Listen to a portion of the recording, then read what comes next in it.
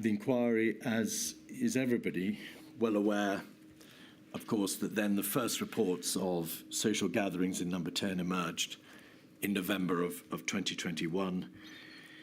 You were issued with a fixed penalty notice on the 12th of April 2022 relating to an event in Downing Street on the occasion of your birthday, the 19th of June 2020, just a few weeks after the Barnard Castle affair. The version of events that has entered the popular consciousness about what is supposed to have happened in Downing Street is a million miles from the reality of what actually happened in Number 10.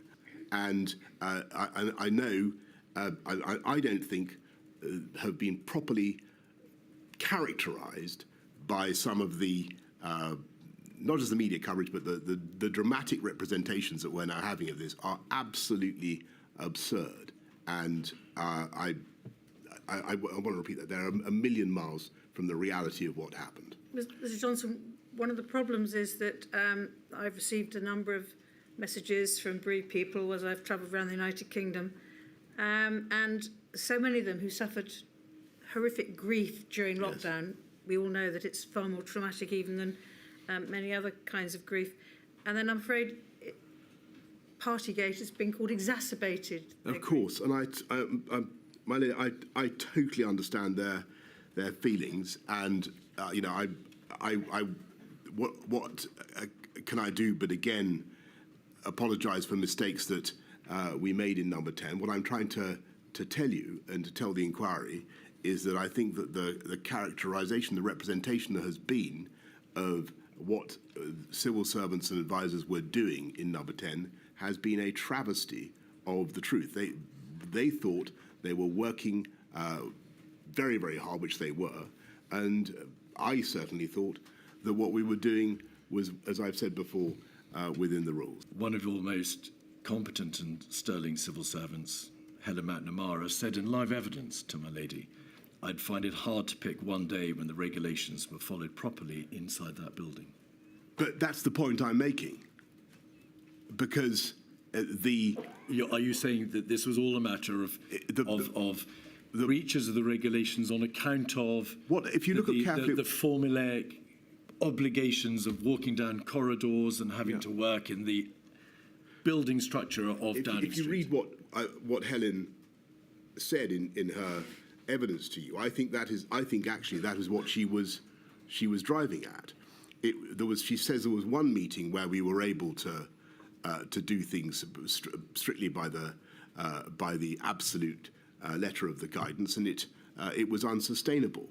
And that was why the guidance was written in a way so as to allow businesses to have flexibility.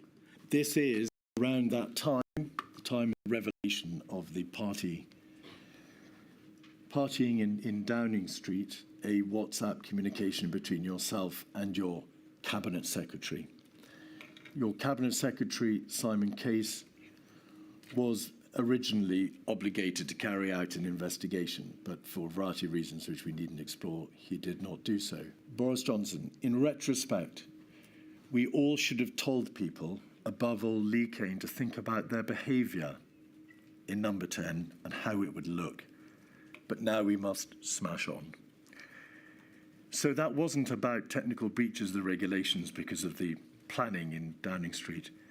It was a reference to behaviour, a behaviour of your officials and advisors, and you knew how it would look, but you didn't care that much. I did care, and to say that I didn't care about what was happening generally is the complete opposite of the truth. But you know, the idea that I didn't, I mean, in your line of questioning, which has been of course excellent throughout, but you've dwelt particularly on WhatsApp exchanges and various things that I'm supposed to have said, which indicate that I didn't care. I did care, and I continue to care passionately about it. And I will, if you want, I haven't talked about this before in public, And it goes to what you were saying earlier. Out.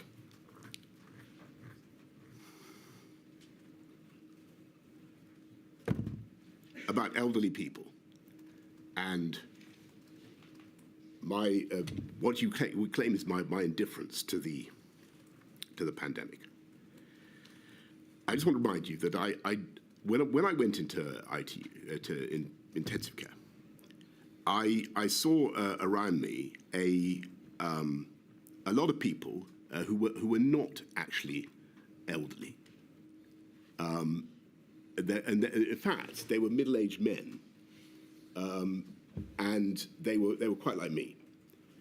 And some of us were going to make it, and some of us weren't.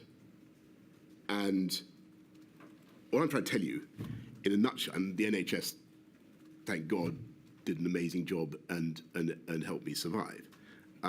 But I knew from that experience what an appalling disease this is. I had absolutely no personal doubt about that from March onwards. To say that I didn't care about the suffering that was being inflicted on the country is simply not right. Mr. Johnson, I have never suggested you didn't care about the suffering. I suggested you didn't care about the reaction to the behaviour demonstrated, a clear reference on the face of that WhatsApp.